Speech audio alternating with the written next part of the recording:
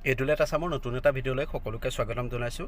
যোৱাকালি অনুষ্ঠিত হৈ যোৱা আছাম ডাইৰেক্ট ৰিক্ৰুইটমেণ্টৰ হায়াৰ ছেকেণ্ডেৰী লেভেলৰ পৰীক্ষাসমূহৰ যিসমূহ এনচাৰ কি তাৰ কিছু সংখ্যক আপোনালোকৰ বাবে প্ৰস্তুত কৰিছিলোঁ। আপোনালোকে নিজৰ উত্তৰসমূহ ইয়াত মিলাই চাব, যিহেতু এইবাৰ পৰীক্ষা যথেষ্ট ইজি আহিছিলে।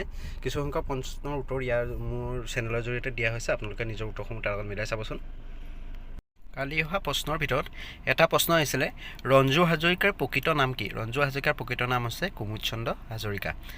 আৰু এটা কুৱেশ্যন আহিছিলে, আটাইতকৈ পুৰণি বেদ কি? আটাইতকৈ পুৰণি বেদ হৈছে ঋগ্বেদ, অৰ্থাৎ যি 4খন বেদ আছে সেই 4খন বেদৰ ভিতৰত আটাইতকৈ পুৰণিখন হৈছে ঋগ্বেদ।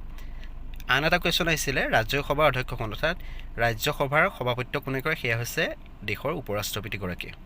পুনৰ এটা কুৱেশ্যন আহিছিলে, ভাৰতবৰ্ষৰ ৰাষ্ট্ৰপতিক কোনে শপত বাক্য পাঠ কৰে?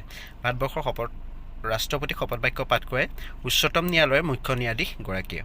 আন এটা কুৱেশ্যন আহিছিলে, ভাৰতবৰ্ষৰ নীতি আয়োগৰ অধ্যক্ষ কোন? ভাৰতবৰ্ষৰ 2015 চনত গঠন কৰা নীতি আয়োগৰ অধ্যক্ষ হৈছে দেশৰ তদানীন্তন প্ৰধানমন্ত্ৰীগৰাকী, অৰ্থাৎ বৰ্তমান হৈছে নৰেন্দ্ৰ মোদী।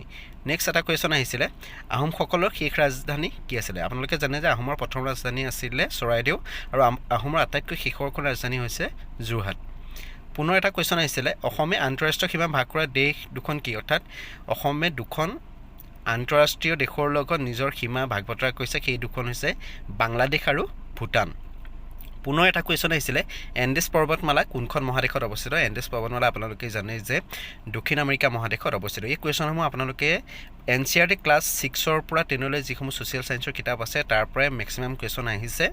মোৰ যিসমূহ গেট 4ৰ বাবে অথবা গেট 3 পৰীক্ষা নেক্সট হ'ব, সেই পৰীক্ষাসমূহৰ ক্ষেত্ৰত আপোনালোকৰ এই ভিডিঅ'সমূহ পুনৰ ছ'চিয়েল ছায়েন্সৰ এনচাৰ দিয়া হ'ব। আপোনালোকে পৰৱৰ্তী পৰ্যায়ত সেইসমূহ চাই যাব। এতিয়া পৰৱৰ্তী কুৱেশ্যনলৈ আহোঁ। আন এটি কুৱেশ্যন আহিছিলে, শান্তশিষ্ট হৃষ্টপুষ্ট এই গ্ৰন্থখনৰ লিখক কোন? আপোনালোকে জানে যে ডক্টৰ ভৱেন্দ্ৰনাথ শইকীয়া। কালি পৰীক্ষাত অহা অন্যান্য কুৱেশ্যনৰ ভিতৰত ৰূপৰ ৰাসায়নিক সংকেত কি? আপোনালোকৰ ৰূপৰ ৰাসায়নিক সংকেত হৈছে Ag অৰ্থাৎ চিলভাৰ। জালিয়ানাবাগ ক'ত অৱস্থিত? জালিয়ানাবাগ হৈছে অমৃতসৰ পাঞ্জাৱত অৱস্থিত। গ্ৰীণলেণ্ড কোনখন মহাদেশত অৱস্থিত? গ্ৰীণলেণ্ড হৈছে উত্তৰ আমেৰিকা মহাদেশত অৱস্থিত। ৱাটাৰলু যুদ্ধৰ লগত কোন জড়িত? আপোনালোকে জানে বিখ্যাত ৱাটাৰলু যুদ্ধত ফ্ৰান্সৰ নেপোলিয়ন বোনাপাৰ্ট জড়িত। লাইন অফ মাৰ্চৰ বুলি কাক কোৱা হয়? লাইন অফ মাৰ্চৰ বুলি টিপুৰ চুলতানক কোৱা হয়। নেক্সট এটা কুৱেশ্যন আহিছিলে, 80ৰ পৰা 100 ভিতৰত থকা মৌলিক সংখ্যাসমূহ কি কি? 100 ভিতৰত থকা মৌলিক সংখ্যা তিনিটা, 83, 89, 87, অৰ্থাৎ যিবিলাকৰ উৎপাদক সংখ্যাটো নিজে আৰু 1, তাৰ বাহিৰে একো নহয়, সেইবোৰ হৈছে মৌলিক সংখ্যা। 1 জানুৱাৰী 2024 আমেৰিকাৰ ৰাষ্ট্ৰপতি কোন আছিল? আপোনালোকে জানে যে আমেৰিকাৰ এতিয়া নিৰ্বাচন অনুষ্ঠিত হ'বলৈ গৈ আছে, আৰু 1 জানুৱাৰী 2024 আছিলে জো বাইডেন। 1 জানুৱাৰী 2024 সাপেক্ষে ভাৰতৰ উপ ৰাষ্ট্ৰপতি কোন আছিলে? সেয়া আছিলে জগদীপ ধনখৰ, তেওঁ আছিলে ভাৰতৰ উপ ৰাষ্ট্ৰপতি।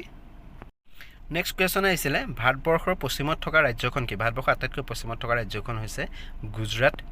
নেক্সট এটা আহিছিলে, কুল্লু দছৰা কোনখন ৰাজ্যৰ উৎসৱ? সেইটো হৈছে হিমাচল প্ৰদেশৰ লগত জড়িত। নেক্সট এটা কুৱেশ্যন আছিলে, ৰঙাত বগা ক্ৰছ কোনখন দেশৰ জাতীয় পতাকা? সেয়া হৈছে ছুইজাৰলেণ্ড। অৱশ্যে ডেনমাৰ্কৰো তাৰ লগত মিলে, কিন্তু ছুইজাৰলেণ্ড হ'ব উত্তৰটো।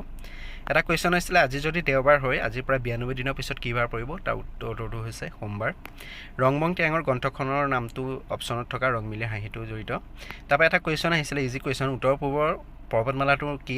তাৰ উত্তৰ পূবৰ অপশ্যনটো হ'ব বৰাইল পৰ্বতমালা, উত্তৰ কাছাৰ পাৰ্বত্য জিলাত থকা। তাৰপৰা আহিছিলে, বেৰিং প্ৰণালীয়ে কোন দুখন হেৰিক পৃথক কৰিছে? সেই হৈছে USA আৰু ৰাছিয়া। তাৰপৰা এটা কুৱেশ্যন আহিছে, এইটো আপোনালোকে জানেই, ডায়মণ্ড লীগ কিহৰ লগত জড়িত? আপোনালোকে জানে নীৰজ চোপ্ৰা। সেই ডায়মণ্ড লীগটো ট্ৰেক এণ্ড ফিল্ড এথলেটিক্সৰ লগত জড়িত। এটা কুৱেশ্যন আহিছিলে, DNRMৰ ফুল ফৰ্ম আহিছিলে, সেই ফুল ফৰ্মটো হৈছে দীনদয়াল অন্ত্যোদয় যোজনা। এইটো অতি ইম্পৰ্টেণ্ট কুৱেশ্যন কালি আহিছিলে। ইজি কুৱেশ্যন আহিছিলে, মিছন বসুন্ধৰা কিহৰ লগত জড়িত? আপোনালোকে জানে লেণ্ড ৰেভিনিউ বা ভূমি ৰাজহৰ লগত জড়িত। তাৰপৰা আইলেণ্ড ষ্টেট অফ USA কোনখনক কোৱা হয়? হাৱাই, সেইটো আপোনালোকে জানেই। অসমৰ নয়নমণি শইকীয়া কিহৰ খেলৰ লগত জড়িত? লন বন খেলৰ লগত জড়িত। কোনখন দেশৰ সাগৰীয় উপকূল নাই? অৰ্থাৎ দেশখনৰ চাৰিওফালে কোনো ধৰণৰ সাগৰ নাই, সেই দেশখন হৈছে আফগানিস্তান, য'ত গোটেইখন লেণ্ড পেক এখন দেশ। একটা কুৱেশ্যন আহিছিলে, কৰ্কটক্ৰান্তি বিষুৱৰেখা আৰু মকৰক্ৰান্তি ৰেখা কোনখন মহাদেশৰ ওপৰে পাৰ হৈ গৈছে? এই গোটেই যিসমূহ কৰ্কটক্ৰান্তি, বিষুৱৰেখা আৰু মকৰক্ৰান্তি আফ্ৰিকা মহাদেশৰ ওপৰতে পাৰ হৈ গৈছে। এইটো ক্লাছ 7ৰ কুৱেশ্যন। গীতা প্ৰেছ ক'ত অৱস্থিত? সেইটো হৈছে উত্তৰ প্ৰদেশত অৱস্থিত। এটা ইম্পৰ্টেণ্ট কুৱেশ্যন আহিছিলে, নেশ্যনেল ৱাৰ মেমৰিয়েল এইটো ক'ত অৱস্থিত? ইয়াত আপোনালোকে জানে নৰেন্দ্ৰ মোদীয়ে উদ্বোধন কৰিছিলে, আৰু সেইটো নিউ দিল্লীত অৱস্থিত। XCI ৰোমান নাম্বাৰটো সুধিছিলে, সেইটো হৈছে 91। তাৰপৰা আহিছিলে, pH-ৰ মান যদি 5 হয় তেন্তে সেইটো এচিডিক হ'বনে ক্ষাৰকীয় হ'ব?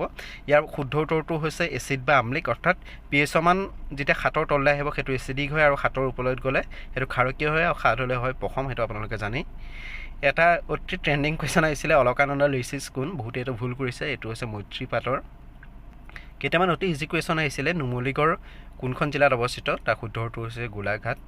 আনহাতে টুকলাই চাহ গৱেষণা কেন্দ্ৰ ক'ত অৱস্থিত, সেইটো আপোনালোকে জানি যোৰহাটত অৱস্থিত।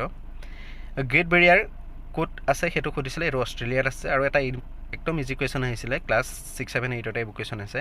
সাগৰ তলিত যেতিয়া ভূমিকম্পৰ সৃষ্টি হয়, সাগৰ যেতিয়া ডাঙৰ ডাঙৰ ঢৌতে ঢৌক কি বুলি কোৱা হয়, চুনামি। আপোনালোকে জানে যে 2004 চনত ডাঙৰ চুনামিয়ে ভাৰতৰ লগতে ইণ্ডোনেছিয়াৰ যথেষ্ট ক্ষতিসাধন কৰিছিলে।